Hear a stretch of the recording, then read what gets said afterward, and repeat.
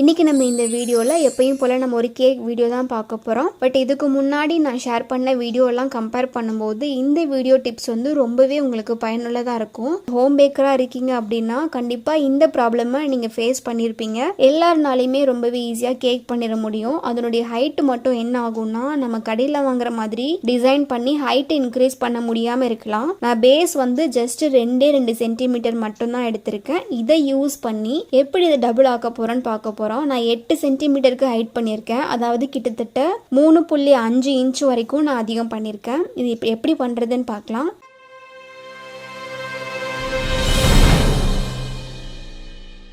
அதுக்கு முன்னாடி இந்த கேக்கை நான் எப்படி ரெடி பண்ணேன்னு சொல்லி ஒரு சின்ன ரீகாப் மாதிரி சொல்லிடுறேன். கேக் ப்ரீமிக்ஸ் வந்து ரொம்பவே ஈஸி தான். கொக்கோ பவுடர், அதுக்கப்புறம் மைதா மாவு ஆட் பண்ணியிருக்கேன், பேக்கிங் பவுடர், பேக்கிங் சோடா, இது எல்லாத்தையுமே நல்லா மிக்ஸ் பண்ணி எடுத்துக்கிட்டேன். அடுத்து 2 முட்டையை மட்டும் உடச்சி ஊற்றிட்டு அதை நல்லா பீட் பண்ணிட்டு இருக்கேன். இதுக்கு நான் எலக்ட்ரிக் பீட்டர் எதுவுமே யூஸ் பண்ணலை, நார்மலாக விஸ்க் மட்டுமே யூஸ் பண்ணி தான் நான் பீட் பண்ணிட்டு இருக்கிறேன். எந்த ரீசனுக்காக நான் இதை வந்து எலக்ட்ரிக் பீட்டர் பயன்படுத்தாமல் விஸ்க் யூஸ் பண்ணிட்டு இருக்கேன்னு பார்த்தீங்கன்னா, நிறைய பேருக்கு வந்து எலக்ட்ரிக் பீட்டர் வாங்க முடியாமல் இருக்கலாம். அவங்களுக்கு வந்து நல்ல ஒரு மோட்டிவேஷனாக இருக்கணும் அப்படின்றதுனால தான் வந்து நான் விஸ்க் யூஸ் பண்ணிட்டு இருக்கேன். விஸ்க் மட்டுமே யூஸ் பண்ணி முட்டையெல்லாம் பீட் பண்ணுறது வந்து கொஞ்சம் கஷ்டமாக இருந்தாலுமே நீங்கள் வந்து அது ஒரு பேஷனாக பண்ணீங்க அப்படின்னா அது ரொம்பவே உங்களுக்கு இன்ட்ரெஸ்டிங்காக இருக்கும். உங்களுக்கு வந்து அது ஒரு எக்ஸசைஸாகவுமே இருக்கும். இந்த மாதிரி நல்லா நுர பொங்குற அளவுக்கு நல்லா பீட் பண்ணின பிறகு இதுலேயே பவுடர் சுகரை வந்து கொஞ்சம் கொஞ்சமாக ஆட் பண்ணி அதையும் நல்லா பீட் பண்ணி எடுத்துக்கணும். இந்த மாதிரி கண்டினியூஸாக கைவிடாமல் நல்லா பீட் பண்ணிகிட்டே இருக்கணும். ஒருவேளை நீங்கள் விஸ்க் யூஸ் பண்ணும்போது கை வலிச்சுது அப்படின்னா நீங்கள் மாற்றி மாற்றி உங்களுக்கு எப்படி வந்து கரெக்டாக வருமோ அதுக்கு ஏற்ற மாதிரி நீங்கள் பீட் பண்ணிக்கலாம். முட்டையை வந்து முடிஞ்ச வரைக்கும் நல்லா திக்காக பீட் பண்ணணும். இப்போ பாருங்க, நான் ஒரு டெஸ்ட்டுக்காக நான் உங்களுக்கு காமிக்கிறேன். நல்லா ஃபோமியாக நல்லா கெட்டியாக இருக்கணும். இது வந்து 1 ரிப்பன் கன்சிஸ்டன்சி அப்படி சொல்லுவாங்க. இது அந்த அளவுக்கு வர்ற வரைக்கும் நல்லா இதை பீட் பண்ணி எடுத்துக்கணும். முட்டையுடைய ஸ்மெல் வந்து நிறைய பேருக்கு பிடிக்காம இருக்கலாம். பட் முட்டை யூஸ் பண்ணி தான் கேக் பண்ணணும் அப்படின்னு உங்களுக்கு சுச்சுவேஷன் இருந்துச்சுன்னா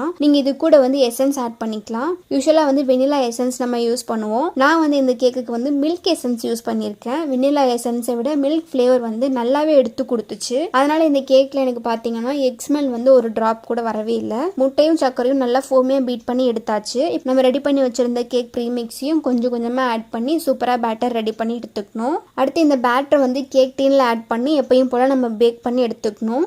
பேக் பண்ணிவிட்டு லைட்டாக ஆறின பிறகு இதை நான் டீமோல்ட் பண்ணிவிட்டு ஆற வச்சு எடுத்துக்க போகிறேன். இப்போ கேக் வந்து நல்லாவே ஆறிடுச்சு. இப்போ நான் உங்களுக்கு வந்து ஹைட்டு கரெக்டாக மெஷர் பண்ணி காமிக்கிறேன். எக்ஸாக்டாக எனக்கு வந்து 2 சென்டிமீட்டர் இருக்குது பாருங்கள். இந்த 2 சென்டிமீட்டர் கொண்ட இந்த கேக் வந்து நம்ம கட் பண்ண போகிறோம். நிறைய பேர் வந்து செரட்டட் நைஃப் இல்லாமல் எப்படி கேக்கு கட் பண்ணணும் அப்படின்னு சொல்லி கேட்டிருந்தீங்க. நார்மலாக நீங்கள் வீட்டில் பயன்படுத்துகிற கத்தியே போதும். அழகாக பொறுமையாக உட்காந்து அழகாக நீங்கள் ஈக்குவல் பண்ணி கட் பண்ணிங்கன்னா உங்களால் ரொம்ப ஷேப்பாக கரெக்டாக கட் பண்ண முடியும். அப்படி இல்லைன்னா ரொம்பவே ஈஸியான ஒரு மெத்தட் தான். த்ரெட்டு எல்லாருக்குமே தெரிஞ்சிருக்கும். வீட்டில் த்ரெட்டு வந்து கண்டிப்பாக இருக்கும். அந்த த்ரெட்டை யூஸ் பண்ணி ரொம்பவே ஈஸியாக ஸ்ட்ரைட்டாக நம்மளால் கட் பண்ண முடியும். அது எப்படி பண்ணணும் அப்படின்னா, எடுத்ததையுமே த்ரெட்டு போட்டுறாதீங்க. எட்ஜஸ் எல்லாமே வந்து ஒரு கத்தி வச்சு லைட்டாக மார்க் பண்ணிக்கணும். அதை சுற்றியுமே த்ரெட்டு வச்சுட்டு அதை நல்லா அட்ஜஸ்ட் பண்ணி கட் பண்ணிங்கன்னா கேக் ரொம்பவே சுலபமாக இருக்கும். பாருங்கள், நான் இந்த கேக்கையும் அப்படி தான் நான் கட் பண்ணிட்டு இருக்கேன். கரெக்டாக ரவுண்டான ஷேப்பில் கிடச்சிருக்கு பாருங்கள். இப்போ நான் இந்த 2 சென்டிமீட்டர் கேக்கை வந்து 1 சென்டிமீட்டருக்கு வந்து 2 லேயராக நான் கட் பண்ணி எடுத்துக்கிட்டேன். இப்போ வந்து நம்ம கேக்கை வந்து ஹைட் பண்ண போகிறோம். இப்போ நான் வந்து இந்த கேக் டெக்கரேஷனுக்கு விப்டு க்ரீம் வந்து நான் பயன்படுத்திக்க போகிறேன். நான் வந்து கொஞ்சமாக க்ரீம் வந்து அப்ளை பண்ணியிருக்கேன். அதுக்கு மேலேயே ஃபர்ஸ்ட் லேயர் கேக் வந்து ஆட் பண்ணிக்கணும். அதுக்கு மேலேயே சுகர் சிரப் வச்சு கோட் பண்ணிக்கணும் எப்பயும் போல. அப்புறம் அதுக்கு மேலே வந்து நம்ம ஃபர்ஸ்ட் லேயர் க்ரீம் கோட் பண்ண போகிறோம். இதில் என்ன பண்ணணும் அப்படின்னா, கொஞ்சம் அதிகமான குவான்டிட்டி அளவுக்கு க்ரீம் வச்சு நல்லாவே கவர் பண்ணணும்.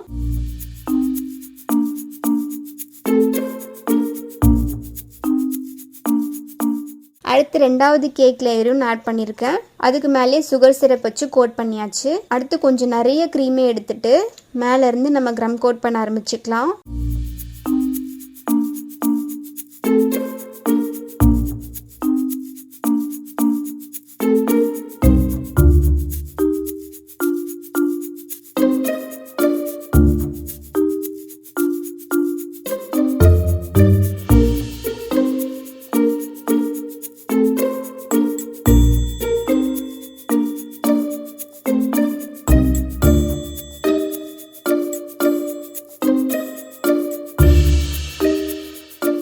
இப்போ க்ரம் கோட் பண்ணின பிறகு கரெக்டாக எனக்கு இது 4 சென்டிமீட்டர் வரைக்கும் ஹைட் வந்து இன்க்ரீஸ் ஆயிருக்கு. நம்ம 2 சென்டிமீட்டர் கேக் வச்சிருக்கோம், ப்ளஸ் 2 சென்டிமீட்டர் அளவுக்கு க்ரீம் வச்சிருக்கோம். ஹைட்டு பார்த்தீங்கன்னா 4 சென்டிமீட்டருக்கு வந்து நம்ம இன்க்ரீஸ் பண்ணியிருக்கோம். இதுக்கு மேலே வந்து நம்ம க்ரீம் யூஸ் பண்ணி டிசைன் பண்ணும்போது நல்லா பெரிய பெரிய டிசைனாக போட்டோம் அப்படின்னா ரொம்பவே நல்ல பெரிய கேக்காக தாராளமாக தெரியும். இப்போ அந்த டிசைனுமே நம்ம எப்படி போடுறதுன்னு பார்க்கலாம். நான் 2D நாசல் யூஸ் பண்ணி பைப்பிங் பேக்கில் க்ரீம் போட்டுட்டேன். எனக்கு இது கூட வந்து டபுள் ஷேட் கலர் வேணும் அப்படின்றதுக்காக நான் என்ன பண்ண போறேன்னா ஒரு டூத் ஸ்டிக் வச்சுட்டு சைடில் மட்டும் லைட்டாக அட்ஜஸ்ட் பண்ணிட்டு ஒரு 2 ட்ராப் அளவுக்கு நான் ஃபுட் கலர் வந்து ஆட் பண்ணிக்க போறேன். இப்போ இந்த நாசல் யூஸ் பண்ணி அழகாக இந்த மாதிரி ரொட்டேட் பண்ணி டிசைன் பண்ணால் அது பார்க்கறதுக்கு நல்ல பெரிய டிசைனாக தெரியும். உங்களுக்கு வீடியோவில் பார்க்கும்போதே இந்த டிசைன் புரிஞ்சிருக்கும். அதே மாதிரி இதுக்கு ரொம்ப பெரிய ப்ராக்டிஸ் கூட தேவையே இல்லை, ரொம்பவே ஈஸியாக பண்ண முடியும். அந்த நாசல் பயன்படுத்தி நல்லா 2 முறை வந்து ஸ்லாண்டிங்காக டிசைன் பண்ணேன். அப்போ கம்ப்ளீட்டாக ஒரு பெரிய டிசைன் வந்து கிடைக்கும். அதே மாதிரி 5 சைடுமே 5 டிசைன் பண்ணியிருக்கேன். அடுத்து அதே நாசல் யூஸ் பண்ணி லைட்டாக பெண்ட் பண்ண மாதிரி போட்டிங்கன்னா அது பார்க்கறதுக்குமே ரொம்பவே அழகாக இருக்கும்.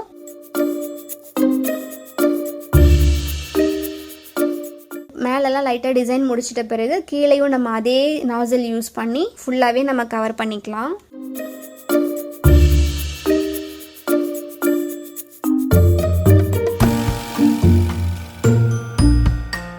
அடுத்து நல்ல ஒரு ஃப்ளேவருக்காக ஒயிட் காம்பவுண்ட் சாக்லேட்டை நான் சென்டரில் மட்டும் ஆட் பண்ணிக்க போகிறேன்.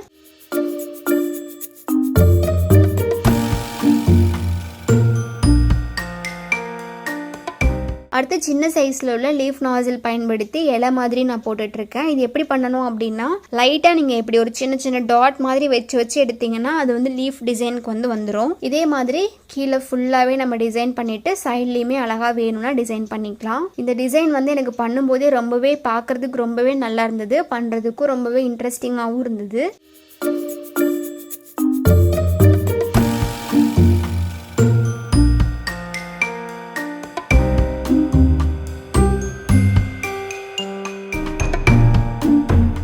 அடுத்து உங்களுக்கு வேணும் அப்படின்னா நீங்கள் இது கூடிய ஒரு சின்ன ஒரு கேக் டாப்பர் நீங்கள் மேலே ஆட் பண்ணி ஃபைனலாக டிசைனை முடிச்சுக்கலாம்.